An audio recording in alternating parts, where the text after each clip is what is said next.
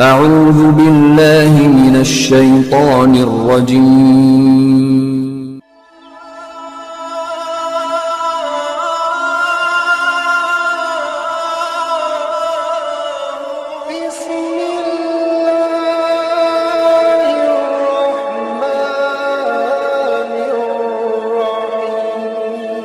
خوش آمدید۔ آج ہم ایک بہت اہم ماخذ کا جائزہ لے رہے ہیں۔ جی، یہ ماخذ ایک بہت ہی مقبول، عوام میں جانے پہچانے ترجمے پر بات کرتا ہے۔ قرآن مجید کا مشہور اردو ترجمہ کنز الایمان۔ بالکل، کنز الایمان۔ تو ہمارے پاس جو تحریر ہے وہ اس ترجمے پر ایک تفصیلی اور آپ کہہ لیں کہ مکمل طور پر مثبت تبصرہ ہے، ایک ریویو ہے۔ جی ہاں، ایک مثبت جائزہ۔ آج ہماری گفتگو کا مقصد یہی ہے کہ اس تبصرے کی روشنی میں دیکھیں کہ کنز الایمان کے وہ کون سے خاص پہلو ہیں جنہیں یہ ماخذ نمایاں کرتا ہے۔ مثلاً یہ کہ مترجم کون ہے، ترجمے کا انداز کیسا ہے، پھر اللہ تعالیٰ کے احکامات اور انبیاء کرام علیہم السلام کا ذکر کس طرح کیا گیا ہے، اور یہ بھی کہ دین و دنیا میں رہنمائی کیسے ملتی ہے اس سے، جیسا کہ اس جائزے میں بتایا گیا ہے۔ صحیح۔ ایک بات جو یہ تبصرہ آپ دیکھیں شروع میں ہی واضح کرتا ہے وہ یہ کہ اردو میں قرآن کے بہت سے تراجم ہیں۔ جی ہاں، کئی تراجم ہیں۔ لیکن کنز الایمان کو ایک خاص مقام ملا ہے، ایک غیر معمولی مقبولیت۔ تو آئیے دیکھتے ہیں کہ یہ جائزہ اس کی کیا وجوہات بتاتا ہے۔ بالکل، اور گفتگو شروع کرنے سے پہلے یہ بات بھی اہم ہے کہ یہ جائزہ قرآن مجید کی اپنی اہمیت پر بھی زور دیتا ہے، یاد دلاتا ہے کہ یہ اللہ کا کلام ہے، پوری انسانیت کی رہنمائی کے لیے، ان کی فلاح اور نجات کے لیے ایک مکمل ضابطۂ حیات۔ تو اسی بڑے تناظر میں یہ ماخوذ کنز الایمان کو اردو تراجم میں ایک خاص، ایک منفرد حیثیت دیتا ہے۔ بہت خوب، تو آئیے اس جائزے کے مطابق ہی چلتے ہیں۔ سب سے پہلے مترجم کا تعارف۔ ماخوذ کہتا ہے کہ اس مشہور ترجمے کے مترجم ہیں اعلیٰ حضرت امام احمد رضا خان بریلوی رحمۃ اللہ علیہ۔ جی، ماخذ میں ان کا تعارف بڑے احترام سے کرایا گیا ہے، ایک بہت قابل احترام شخصیت قرار دیا ہے۔ جی ہاں، ماخوذ میں ان کے علمی مقام کا ذکر ہے۔ انہیں ایک جلیل القدر محدث کہا گیا ہے، یعنی حدیث کے علم میں گہری مہارت رکھنے والے عالم۔ اچھا۔ ایک فقیہ، یعنی اسلامی قانون فقہ کے ماہر، ایک صوفی بزرگ، اور سب سے بڑھ کر ایک بڑے پرجوش عاشق رسول صلی اللہ علیہ وسلم کے طور پر پیش کیا گیا ہے۔ تو یہ پس منظر جاننا ضروری ہے نا؟ بالکل، یہ تعارف سمجھنے میں مدد دیتا ہے کہ ترجمہ کس نہج پر کیا گیا ہوگا۔ صحیح، اور اسی تعارف کے فوراً بعد جائزہ ترجمے کے انداز اور اسلوب پر آ جاتا ہے۔ لگتا ہے تبصرہ نگار کے نزدیک یہ بہت اہم نقطہ ہے۔ یقیناً، اور تبصرہ کنز الایمان کے اسلوب کی، انداز بیان کی بڑی تعریف کرتا ہے۔ کہا گیا ہے کہ اعلیٰ حضرت نے ترجمہ کرتے ہوئے نہایت فصیح و بلیغ اردو استعمال کی ہے۔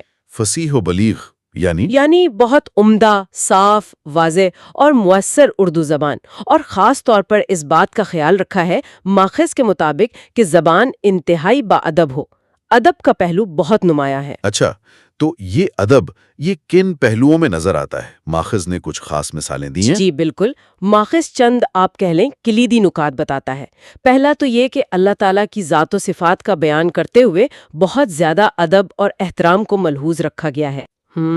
دوسرا، تمام انبیاء کرام علیہم السلام سب کے لیے بغیر کسی فرق کے بھرپور تعظیم و توقیر کا اہتمام ہے۔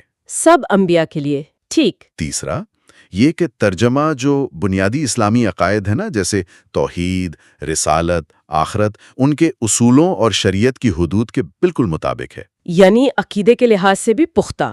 جی۔ اور آخری بات جو شاید سب سے اہم ہے اسلوب کے حوالے سے، وہ یہ کہ ترجمے کے الفاظ میں صرف لغوی معنی نہیں بلکہ ایک خاص قسم کی روحانیت ہے، گہرائی ہے، اور ایک علمی وقار پایا جاتا ہے۔ یہ بات تو بہت دلچسپ ہے کہ الفاظ میں روحانیت اور علمی وقار۔ کیا ماخذ نے کوئی مثال دی اس کی سمجھنے کے لیے؟ ہاں، ماخذ نے ایک بہت مشہور مثال دی ہے اس نقطے کو واضح کرنے کے لیے، سورۃ الاخلاص کی پہلی آیت ہے قل هو اللہ احد۔ جی، اکثر تراجم میں قل کا ترجمہ ہوتا ہے کہو یا کہہ دیجئے۔ ہاں، یہی سنا ہے۔ لیکن کنز الایمان میں ترجمہ ہے تم فرماؤ وہ اللہ ایک ہے، تم فرماؤ۔ جی، ماخذ اس پر تبصرہ کرتا ہے کہ یہاں کہو کے بجائے فرماؤ کا لفظ استعمال کرنا یہ صرف لفظی انتخاب نہیں ہے۔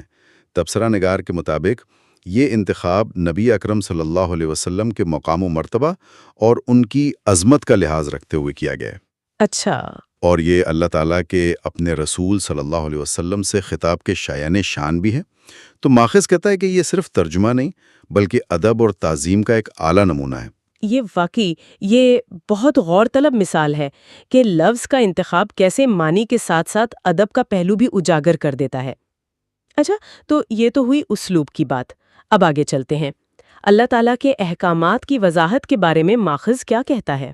اس حوالے سے جائزہ اس بات پر بہت زور دیتا ہے کہ کنز الایمان میں اللہ تعالیٰ کے احکامات یعنی شریعت کے قوانین، ہدایات، یہ سب نہایت حکمت اور واضح انداز میں بیان ہوئے۔ حکمت اور وضاحت سے؟ جی، اور تبصرہ نگار کا کہنا ہے کہ یہ صرف کوئی نظریاتی باتیں نہیں ہیں بلکہ عملی زندگی سے تعلق رکھتی ہیں۔ تو ماخذ کن کن شعبوں کا ذکر کرتا ہے؟ کون کون سے احکامات کی وضاحت ملتی ہے اس ترجمے میں؟ ماخذ ایک کافی وسیع فہرست دیتا ہے۔ اس میں بنیادی عبادات ہیں، ارکان اسلام جیسے نماز، روزہ، زکوٰۃ، حج، ان کے احکامات۔ ٹھیک ہے۔ پھر حلال و حرام چیزوں کے بارے میں واضح ہدایات کا ذکر ہے۔ اس کے علاوہ اخلاقی تعلیمات پر بھی بہت زور ہے، جیسے عدل و انصاف کرنا، دوسروں پر احسان کرنا، بندوں کے حقوق یعنی حقوق العباد ادا کرنا اور صبر و شکر جیسی صفات اپنانا۔ یعنی یہ صرف عبادات تک محدود نہیں، معاشرتی اور روزمرہ زندگی کے معاملات بھی شامل ہیں ماخذ کے مطابق؟ جی بالکل۔ تبصرہ نگار یہ واضح کرتا ہے کہ اس ترجمے میں معاشرتی، اخلاقی اور خاندانی زندگی گزارنے کے اصول بھی بیان ہوئے ہیں۔ روزمرہ کے دنیاوی معاملات جیسے تجارت، لین دین کے آداب، قوانین، وراثت کی تقسیم کے اصول وغیرہ ان کا بھی احاطہ کیا گیا ہے۔ اچھا، یہاں تک کہ دیگر اہم شرعی اور سماجی معاملات مثلاً جہاد کے اصول کیا ہیں، امن و امان کیسے قائم رکھا جائے، صلح کرانے کی فضیلت اور معافی کی ترغیب، ان جیسے موضوعات کا بھی ذکر ماخذ کرتا ہے۔ یہ تو زندگی کے تقریباً تمام ہی پہلو آ گئے۔ لیکن کیا ماخذ یہ بھی بتاتا ہے کہ جس زبان میں یہ احکامات پیش کیے گئے ہیں اس کا قاری پر اثر کیا ہوتا ہے؟ ہاں، یہ ایک اہم نکتہ ہے جس پر ماخذ روشنی ڈالتا ہے۔ تبصرہ نگار کا کہنا ہے کہ جس زبان اور انداز میں یہ احکامات پیش کیے گئے ہیں وہ صرف سمجھنے میں آسان نہیں بلکہ اس میں خاص تاثیر ہے۔ تاثیر یعنی پڑھنے والے کے دل میں اللہ تعالیٰ کی عظمت کا احساس پیدا ہوتا ہے اور ان احکامات پر عمل کرنے کا ایک آپ کہہ لیں فطری جذبہ ابھرتا ہے۔ زبان کو صرف معلوماتی نہیں کہا گیا بلکہ ترغیب دینے والی اور اثر انگیز قرار دیا گیا ہے۔ یہ واقعی اہم بات ہے۔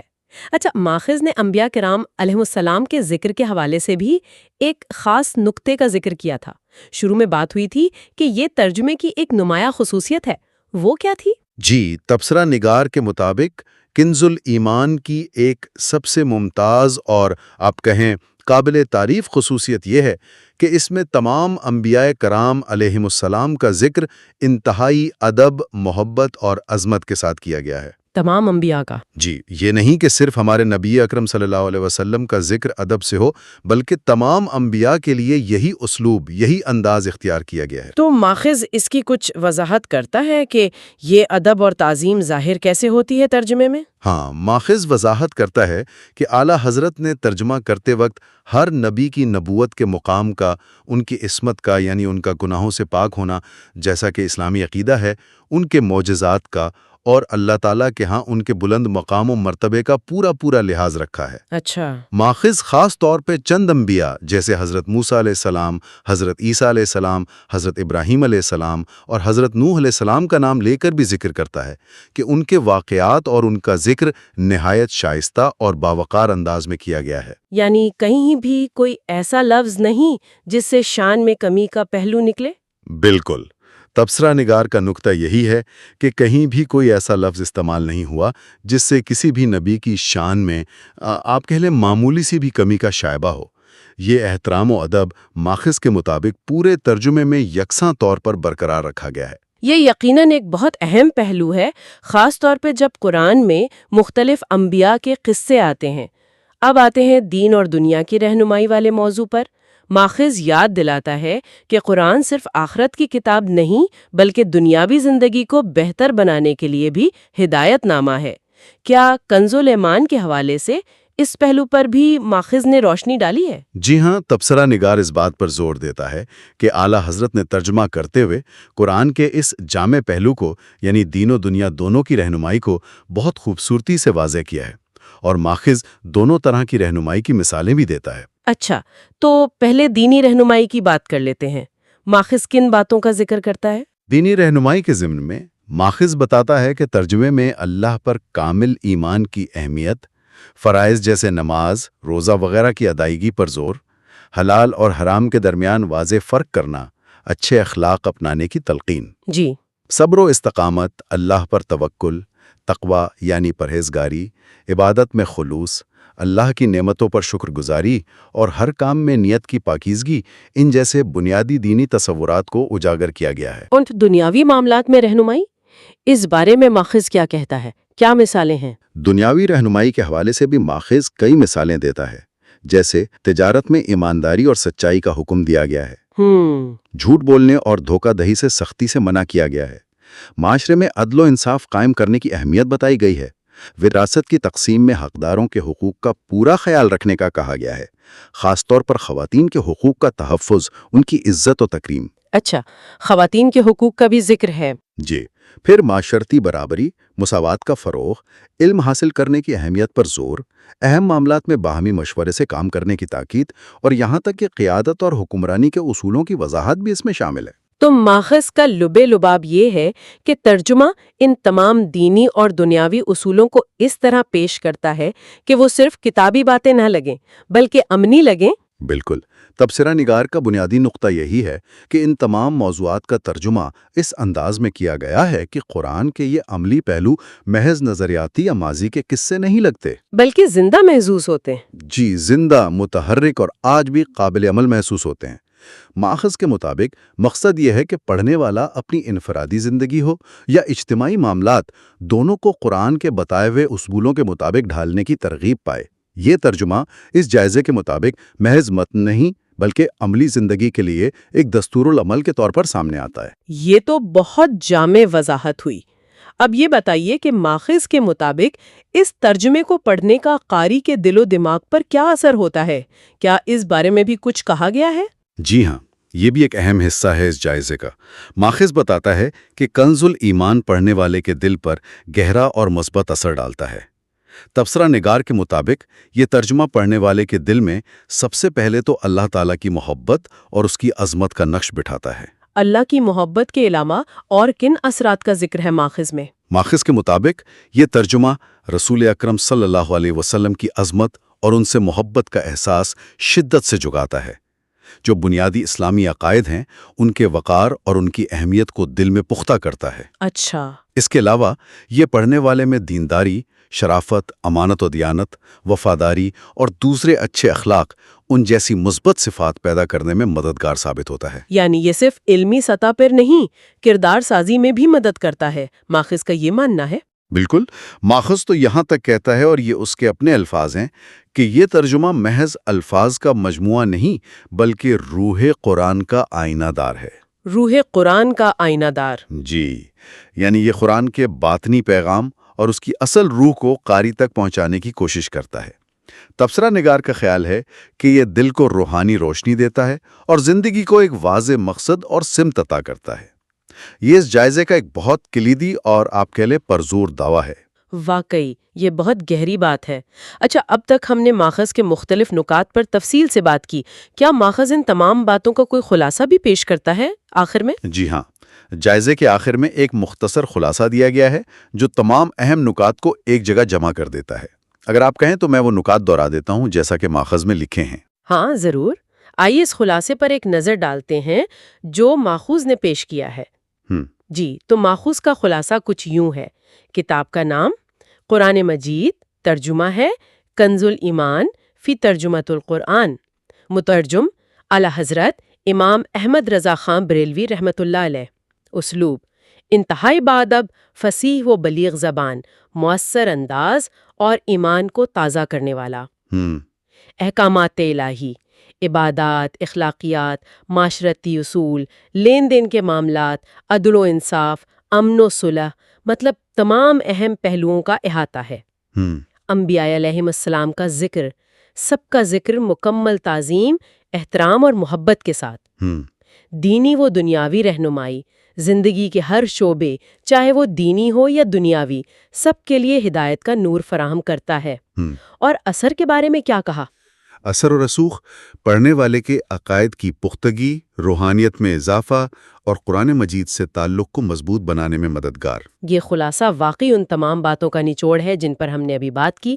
تو اس ماخوذ یعنی اس مثبت جائزے کا حتمی نتیجہ کیا نکلتا ہے پھر؟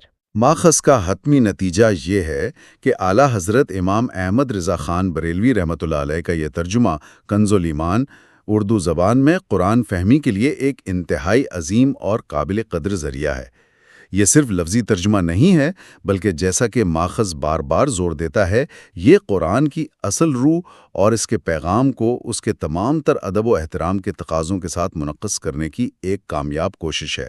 اور کیا ماخذ پڑھنے والوں کو کوئی تجویز بھی دیتا ہے آخر میں؟ جی، ماخذ کی آخری اور اہم تجویز یہ ہے کہ اس ترجمے کو صرف رسمی طور پر تلاوت نہ کیا جائے، اس پر اکتفا نہ کیا جائے، بلکہ اسے سمجھ کر غور و فکر کے ساتھ اور خلوص دل سے پڑھا جائے۔ سمجھ کر پڑھا جائے۔ جی، تبصرہ نگار کا ماننا ہے کہ اس طرح پڑھنے سے نہ صرف قرآن کا پیغام سمجھ میں آئے گا، بلکہ دین میں پختگی آئے گی، دنیاوی معاملات میں کامیابی ملے گی اور بالآخر آخرت میں نجات کا راستہ بھی کھلے گا۔ یہ صرف ایک علمی مشق نہیں، بلکہ روحانی اور عملی سفر کا آغاز ہے۔ بہت خوب۔ آج کی ہماری یہ گفتگو تو اس ایک ماخذ پر مبنی تھی جو کنز الایمان کے اسلوب، ادب اور جامعیت پر بہت زیادہ زور دیتا ہے۔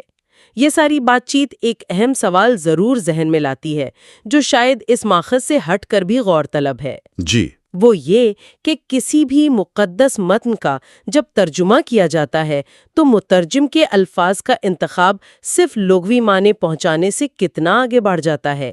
یہ انتخاب غیر محسوس طریقے سے پڑھنے والے کی اس متن کے بارے میں سمجھ کو، اس کے ساتھ جذباتی وابستگی کو اور یہاں تک کہ اس پر عمل کرنے کے جذبے کو کس حد تک متاثر کر سکتا ہے۔ یہ واقعی ایک اہم نقطہ ہے۔ اس پہلو پر غور کرنا یقیناً دلچسپی سے خالی نہ ہوگا۔